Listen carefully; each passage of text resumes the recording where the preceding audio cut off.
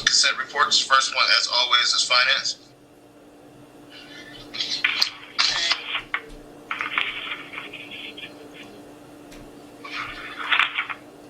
I need to show the screen, or do you have the report? I think Miss Sutton has it. Yeah. It's on the screen. Okay. Very good. Thank you. Good evening, But it everyone. can be bigger. Can everyone see it? Oh, that's pretty good for me. Okay, good evening, everyone. As you are aware, January is the first month in our fiscal year. And as a part of that, then we start back at zero and we are showing 1 month's budget and 1 month of expenditures.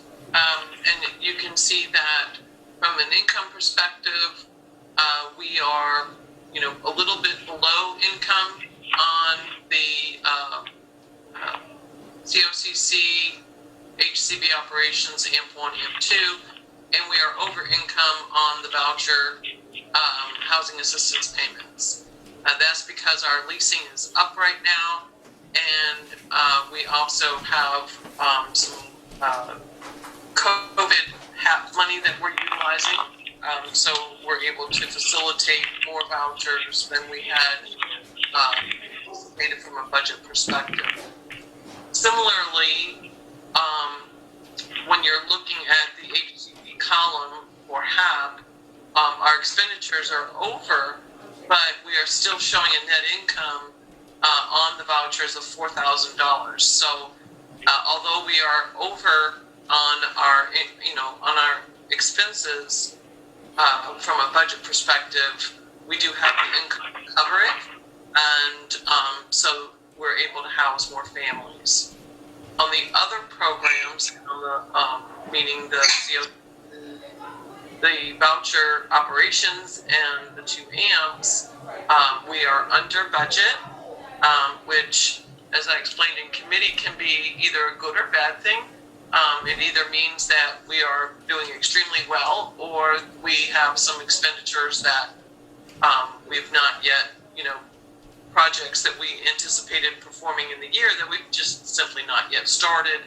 And also is the case is that if you have examined the financials, you'll notice that we don't have any utility expenses per se at the normal rate shown in this particular report because the January bills are getting paid in February and we did not accrue them. But when we look at the net income line, our net income is good. And when we look at our spend line to look against our trends, at the first month of the year, we want to be spending, somewhere around 8%. And so we are, at or below that in everything but the vouchers, which we've already discussed. So from the perspective of the operations for the month of January, they look good. If you move down a little bit, you'll see that we have the list of the COVID funding, and I had sent out an updated document that showed about $3,100 associated with the large smart televisions that is there, and I apologize, I hadn't filled that in on the one I sent initially, but we have spent against that. And in committee, we discussed the need for the fact that we have, Mr. Cooper has already talked about the fact that we have 6 residents that are still at Canterbury, and so we are going to need to increase the budget on the Canterbury estates to facilitate the remaining weeks that we have. Currently, the month of January, the bill was $17,000, and that is not inside of this $159,000. So we would need to add at least that, plus what we anticipate for the month of February, and possibly a little bit of time into March. So we will be making a budget adjustment there accordingly. Andrea, can I interrupt? Sure. I don't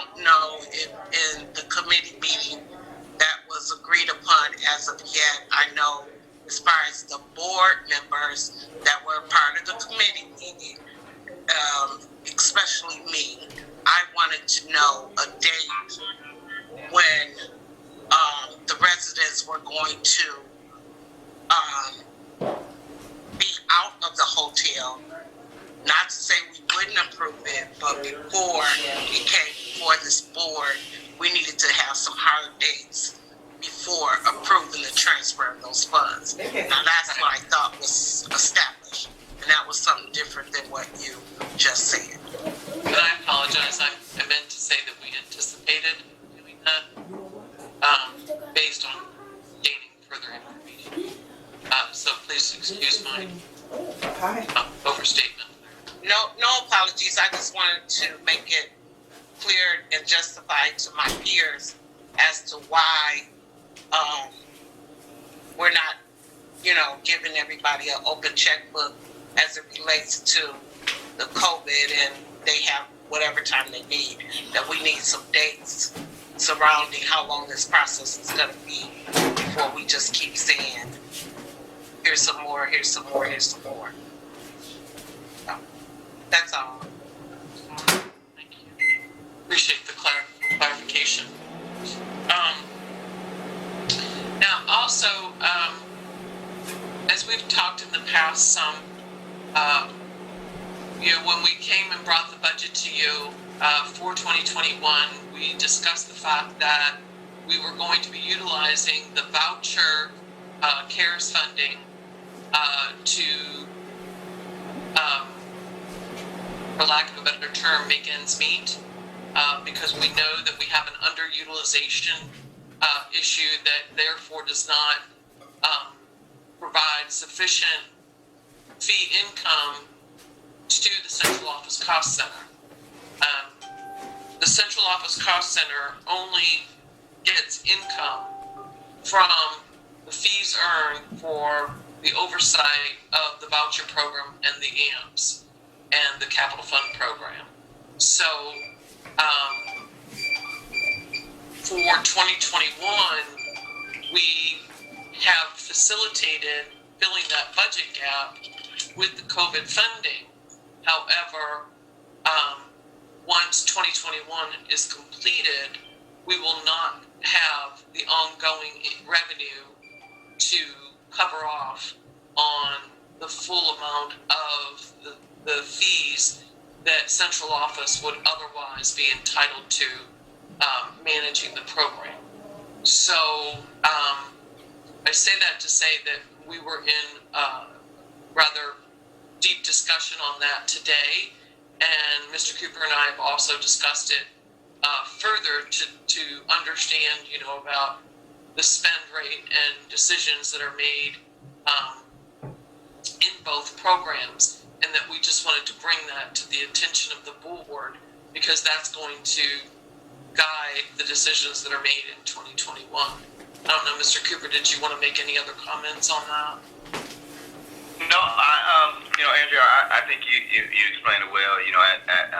At this point, again, we talked about it in the financial committee meeting, but for the other board members that may have not had a chance to, or haven't had a chance to fully digest it, essentially the way that we are paying for some things, we're going to have to figure out some different things going into 2022, or it's going to impact us in 2022. It's going to impact the central office cost center. So, that's why I mentioned in my report about the utilization and digging into the housing choice voucher program a little bit more, because we have to figure out, how we make that program sustainable. And if there are challenges, what are the challenges and how do we resolve them? Because the time will come to where it's going to really impact the central office cost center. So.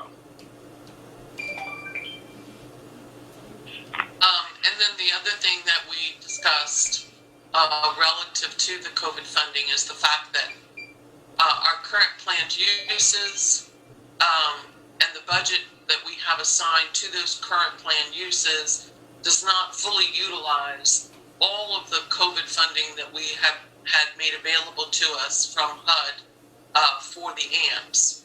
And so we have the ability to allocate, and I'll just use round figures, somewhere right around $150,000 of additional work items or planned uses for those COVID funds. So that's something that we're going to be discussing further with the Finance Committee to, determine those work items and the fund budgets. So I have nothing further on that. The only other thing we wanted to cover off on, I don't know, Tamika, is the tenant accounts receivable FAS in this board package?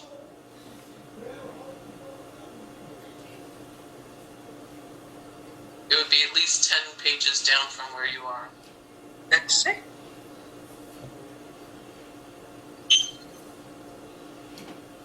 Nope, it's not in this. Okay. I can show my screen. Okay, I'll let you share 1 second. Let me stop sharing. Are you in? Go ahead.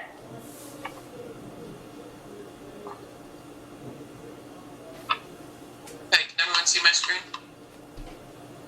Yeah. Yeah, good. Okay, good. All right, so a report that I give to management every month is this report on our accounts receivable.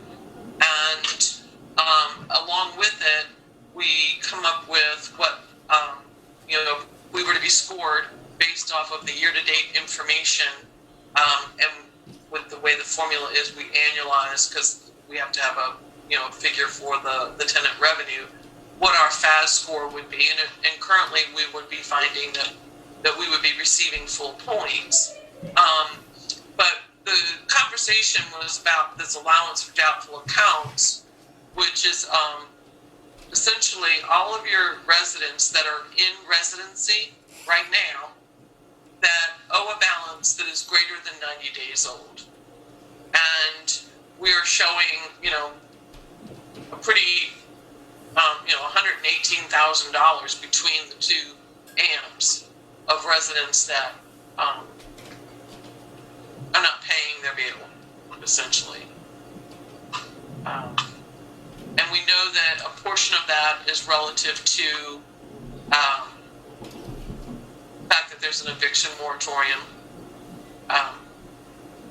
We don't know, and I think, Mr. Cooper, you were speaking to, wanting to dig into the details of everybody's accounts and making sure that that this information is actually, in fact, correct, and that the residents do owe us this money. Yeah, that is correct, Andrea, and thank you. And board, that's something that me and Ms. Sutton we talked about since day one. And again, it goes back to my report with the occupancy. Although we may be scoring 5 points for FAS right now, which is great, we need that. It still doesn't undermine the fact that we have residents staying in housing that owe us money. And yeah, there is a moratorium that is going to impact that number. That's all housing authorities across the country, all landlords across the country. However, there's still ways to engage the residents to try to collect what's owed. There's still ways to engage the residents and point them towards resources that may be able to help them. At the end of the day, there's money specifically in both AMPs, but if you see AMP 2, that's where we focus, or where I'm focusing at, that we have to get out and try to right this wrong. But going back to the topic of occupancy, we have to know who's in the units. And some of that $88,000 may be people that's not even there. So, it all starts with property management basics. 101 is knowing who's in our apartments and then going from there. And again, that was one of the topics that I brought about in the executive report, and it's something that me, myself, and Ms. Sutton that's something that we know that is a focus, and we know that the board is looking at that number.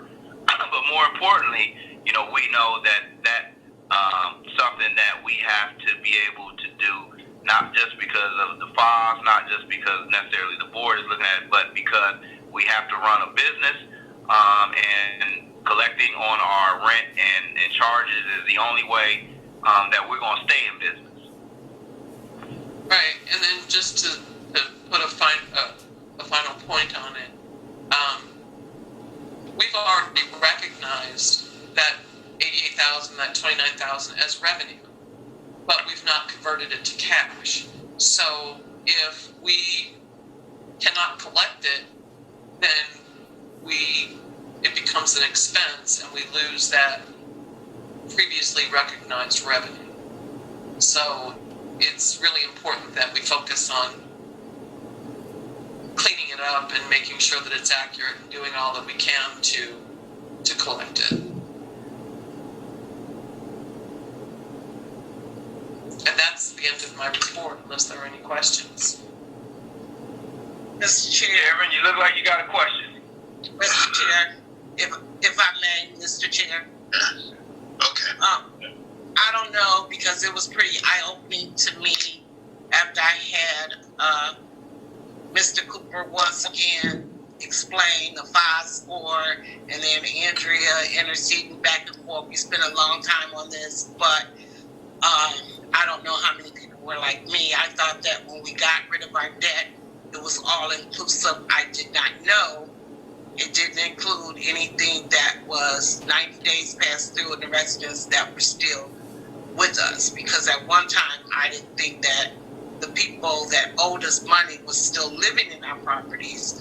And I know I heard that from somewhere, but I'm not sure where. So I was pretty taken back, to say the least, that we had this debt. So the question that I had is, what are we going to do going forward in ensuring that we start to react to this problem on an ongoing basis? Are we going to engage in a debt collector? Are we going to start to, if we don't already do it, start to identify those residents just as it comes, before it even gets to 90 days. Once they're late, I know they're assessed a late fee, but what mechanisms are we going to do to start to collect rent? Because when it gets to this point, because someone that already has bad credit, they don't care that we're, making a report to the 3 credit bureaus. They really care less, because they already have bad credit. Only people who care about that kind of stuff are people who have good credit. Yeah, that's right. And Commissioner Brock, if I may add on this topic, typically in public housing, if you have a resident that gets 3 months behind, you are not going to collect. Now, you can try and get them in and do a repayment agreement. We have options. But in my experience, when residents get behind 3 months or more, it's very hard to collect on that. And again, that's just my experience in asset management. So we have to get to the resident day one, month one, delinquency one, 14-day one, 5-day, whatever the day is that they become late according to our lease, we have to get out there and start engaging the residents. You have to prevent it from getting this long. And that's where, our focus would be. And again, working with, Ms. Sutton, that's what our focus would be. And I would concur, not just residents in Inkster housing, that's just people, period. When they get 90 days behind, the likeliness of them being able to, A, catch up or make good on it before just say, I just give up on it. When we have a resident that moved out 2 years ago and questioning whether or not we know she moved out 2 years ago because somebody else is in that unit, it speaks volumes to this rent situation. And I agree with you. You said it earlier today. We don't know who's in our units. Yeah.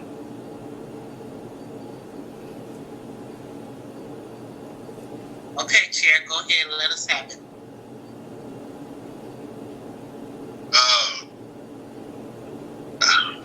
Okay. For me, because I see folks are trying to move forward, from this point. But I want to make sure that our body is doing everything we can with regard to oversight to things like this and making sure that things are being managed properly. We spoke about doing things in committee. Once we get to commissioner comments, we're gonna try and divide ourselves into committees tonight, come up with dates tonight. We're gonna decide so that we can start looking over this stuff. $100,000 sitting there and money uncollected.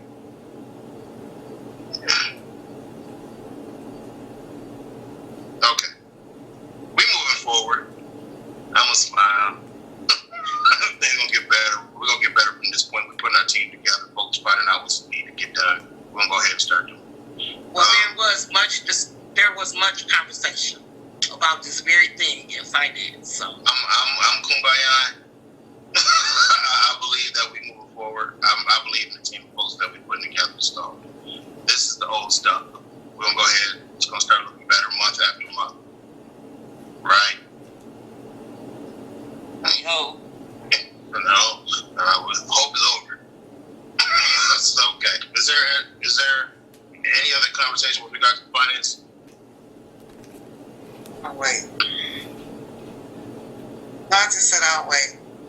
Is it about finance? Part of it, yes. Let's do it.